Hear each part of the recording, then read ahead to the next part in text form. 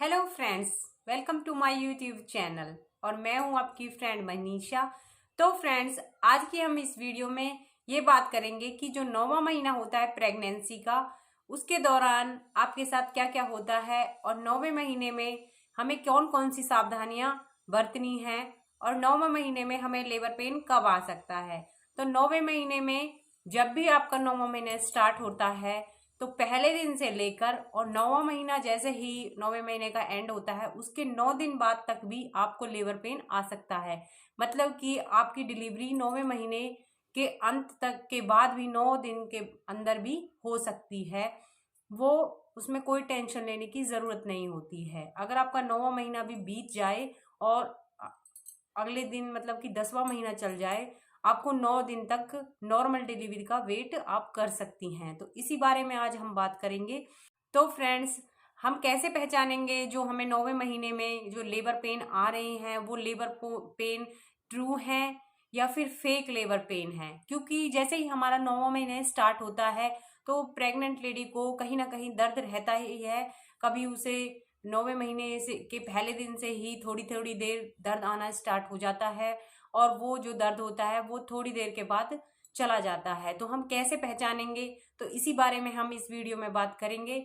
और हम इस वीडियो में ये भी बात करेंगे कि हमें अपनी जो प्रेग्नेंट लेडी है 9वें महीने में अपनी जो ब्रेस्ट है उसकी केयर कैसे करनी है, अपने प्राइवेट पार्ट की केयर कैसे करनी है और किस तरह आप जान सकते हैं कि जो आपके पेट में बच्चा है 9वें महीने में सुरक्षित है या नहीं है, आपका बच्चा अच्छे से मूवमेंट कर रहा है या नहीं कर रहा है। तो इस वीडियो में हम ये सारी बातें जानेंगे। तो वीडियो आपके लिए बहुत ही यूजफुल रहने वाली है। अगर आप मेरे चैनल पर अब नए हो या फिर आपने मेरे चैनल को अभी तक सब्सक्राइब नहीं किया है तो प्लीज़ सब्सक्राइब ज़रूर करें, क्योंकि सब्सक्राइब करने में कुछ नहीं जाता है। सब्सक्राइब करना बिल्कुल फ्री है।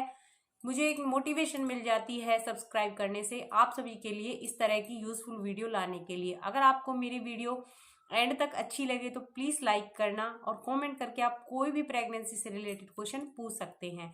तो चलिए फ्रेंड्स, अब स्टार्ट करते हैं। तो सबसे पहले जैसे ही आपका 9वां महीना स्टार्ट हो जाता है आपको अपनी केयर बहुत ज़्यादा करनी है, क्योंकि जो 9वां महीना होता है उसके दौरान आपका जो बच्चा है वो आने ही वाला होता है। तो इसलिए आपको 9वें महीने में अपनी और अपने बच्चे की अच्छे से ख्याल रखना है, ताकि जो आपकी डिलीवरी है वो नॉर्मल डिलीवरी हो जाए और बहुत ही जल्दी हो जाए। तो फ्रेंड्स, जैसे ही आपका जो 9वां महीना है वो स्टार्ट हो जाता है तो सबसे पहले आपको क्या करना है, 9वें महीने स्टार्ट होते ही हर 8वें दिन आपको अपनी गायनकोलॉजिस्ट से मिलना है। जो आपकी डॉक्टर है उनसे ज़रूर मिलना है हर 8वें दिन। अब आप सोच रहे होगे कि हर 8वें दिन हमें क्यों जाना है, क्योंकि जो ये महीना होता है 9वां महीना बहुत ही नाजुक होता है। इसमें आपको अपने बच्चे की मूवमेंट पर बहुत ज़्यादा ध्यान देना है।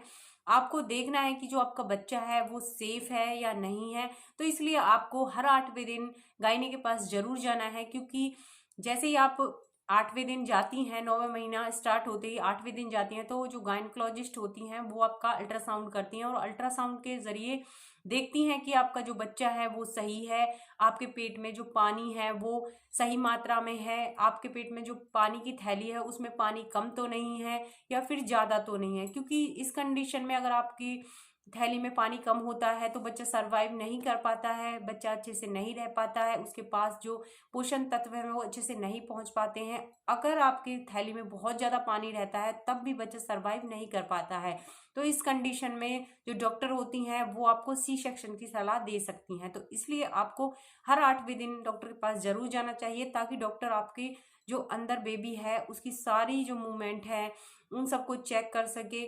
हर 8वें दिन अगर आप डॉक्टर के पास जाती हैं तो डॉक्टर आपका बीपी चेक करती हैं, कहीं आपका जो बीपी है वो हाई तो नहीं है, क्योंकि हाई बीपी होने से बहुत बड़ी समस्या पैदा हो सकती है। आपका जो शुगर लेवल है वो नॉर्मल है या नहीं है, इन सब को जो डॉक्टर है वो हर 8वें दिन चेक कर लेती है। और अल्ट्रासाउंड के जरिए डॉक्टर ये भी चेक कर लेती है कि जो आपके बच्चा है उसने अपनी जो गर्दन है उसमें नाल को तो नहीं फंसा लिया है। जब भी आप 8वें दिन जाते हो, जैसे ही अगर आपका 9वां महीना स्टार्ट हो जाता है और आप एंड में 9वें महीने के जाते हो, तब भी डॉक्टर एक अल्ट्रासाउंड करते हैं ताकि देख सके कि आपके बच्चे ने गर्दन में ओनाल तो नहीं फंसा लिया। क्योंकि अगर आपका बच्चा बहुत ज़्यादा लपेटे ले लेता है तो इस कंडीशन में डॉक्टर आपकी जल्दी से सी सेक्शन से डिलीवरी कर सकें। और ये भी देखती हैं कि जो बच्चा है उसने अपनी जो पोजीशन है वो सही से ली है या नहीं ली है, हेड डाउन किया है या नहीं किया है। तो इन सब को चेक करने के लिए आपको हर 8वें दिन 9वें महीने में ज़रूर जाना है अपनी डॉक्टर के पास। सेकंड जो इम्पोर्टेंट चीज़ है वो होती है बेबी की मूवमेंट। तो 9वां महीना जैसे ही आपको स्टार्ट हो जाए, आपको एक कैलेंडर ले लेना है और उसमें जब भी आप स्टार्ट करें, मतलब कि जैसे आपको करना है 8 बजे से शाम के 8 बजे तक अपनी बेबी की जो मूवमेंट है उसको रोज़ाना चेक करना है। अगर आप 10 बजे से रात के 10 बजे तक स्टार्ट करना चाहती हैं तो आप किसी भी टाइम स्टार्ट कर लीजिए, बट आपको 12 घंटे की जो मूवमेंट है उसको चेक करते रहना है। बेबी 12 घंटे के अंदर 10 से 12 बारी मूवमेंट ज़रूर करना चाहिए 9वें महीने में, क्योंकि जो बच्चे होते हैं वो क्या होते हैं, 9वें महीने में बच्चे का जो विकास है वो पूरा हो जाता है, उसकी बॉडी का भी, उसका अच्छे से वजन बढ़ जाता है, तो जिसकी वजह से वो ज़्यादा मूवमेंट नहीं कर पाता है।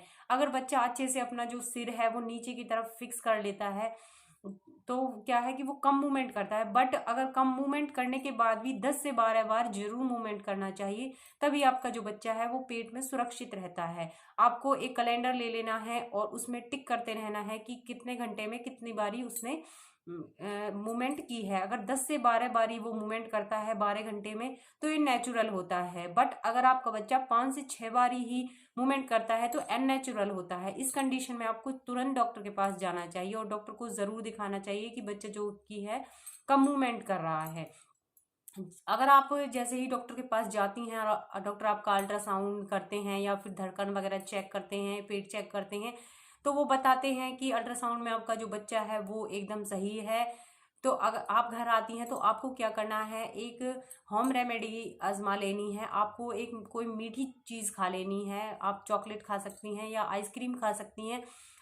उसके खाने के तुरंत बाद ही जो बच्चा होता है वो मूवमेंट करने लगता है। अगर आप ऐसा करती हैं तो आपको भी पता चल जाएगा कि बच्चा अच्छे से मूवमेंट कर रहा है और आप भी टेंशन फ्री हो जाएंगी। तो तीसरी जो इम्पोर्टेंट चीज़ होती है 9वें महीने में, आपको अपने ब्रेस्ट की अच्छे से केयर करनी है, क्योंकि अभी थोड़े दिन बाद ही आपका जो बच्चा है वो आने वाला है और उसको दूध की ज़रूरत पड़ती है, जो कि आपकी ब्रेस्ट से ही उसे फीडिंग कराना होता है आपको। तो आपको अपनी ब्रेस्ट की भी अच्छे से केयर करनी है 9वें महीने में।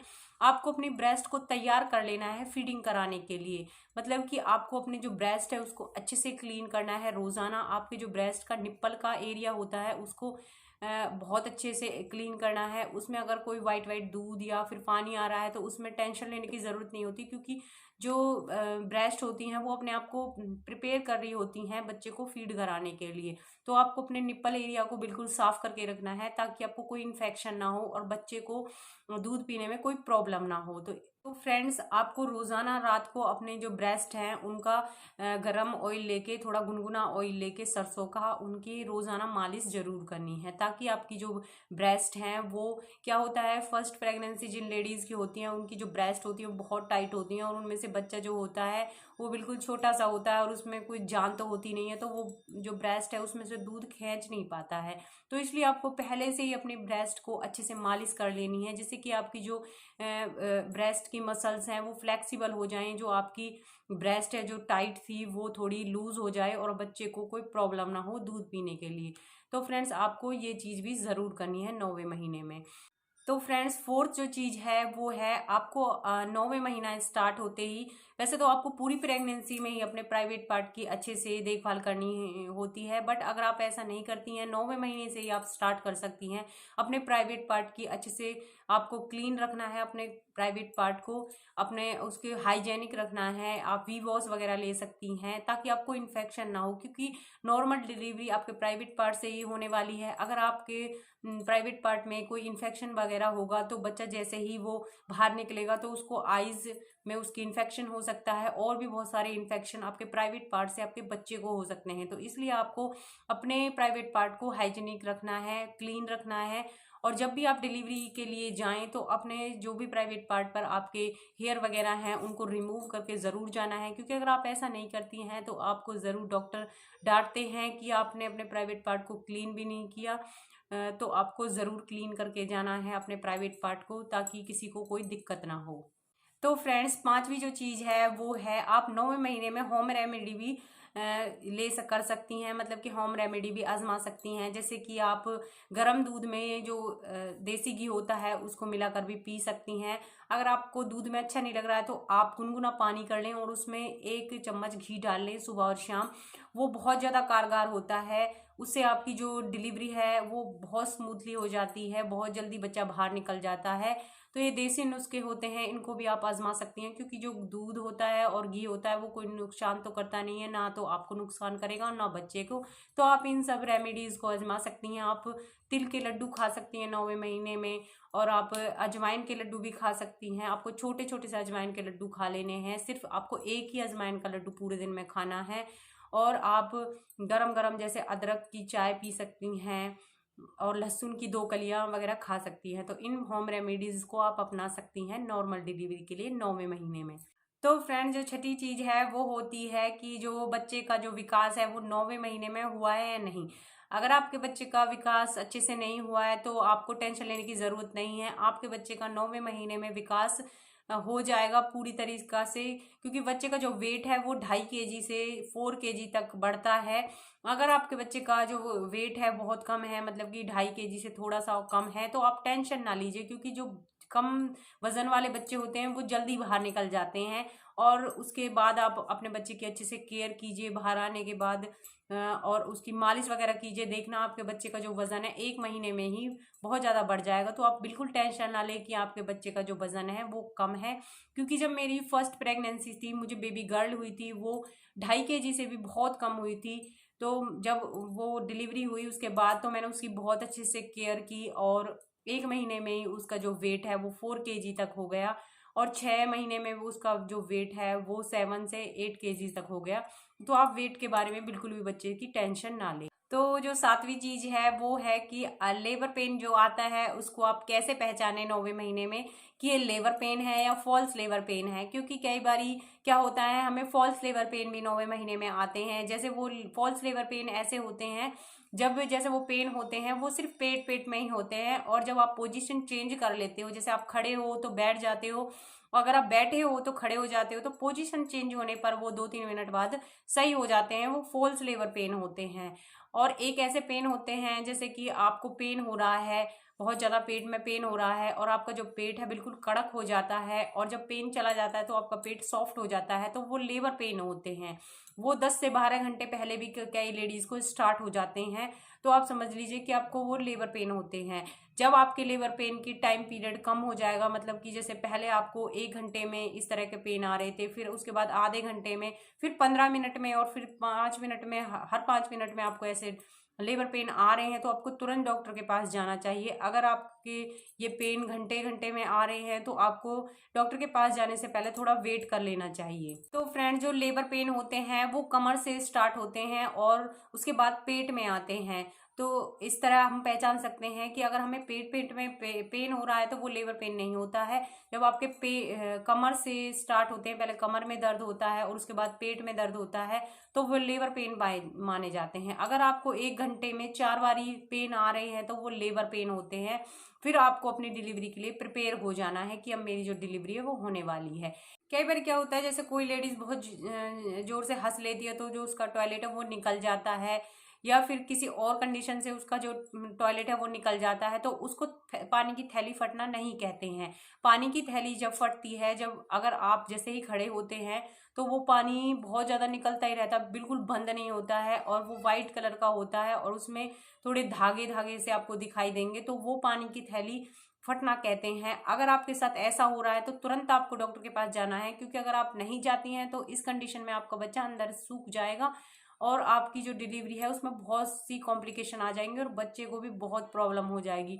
अगर आपकी पानी की थैली फट गई है, लगातार आपको पानी आ रहा है प्राइवेट पार्ट से, तो तुरंत डॉक्टर के पास जाएं। तो फ्रेंड्स, अगर आपको 9वें महीने में ब्लीडिंग स्टार्ट हो गई है तो भी आपको डॉक्टर के पास जाना है, बिल्कुल वेट नहीं करना है। ब्लीडिंग स्टार्ट होने पर भी आपकी जो डिलीवरी है वो 1-2 घंटे में होने ही वाली है, तो इसलिए आपको तुरंत डॉक्टर के पास जाना है। तो फ्रेंड्स, ये थी कुछ बातें जिनका ध्यान आपको पूरे 9वें महीने में जरूर रखना है।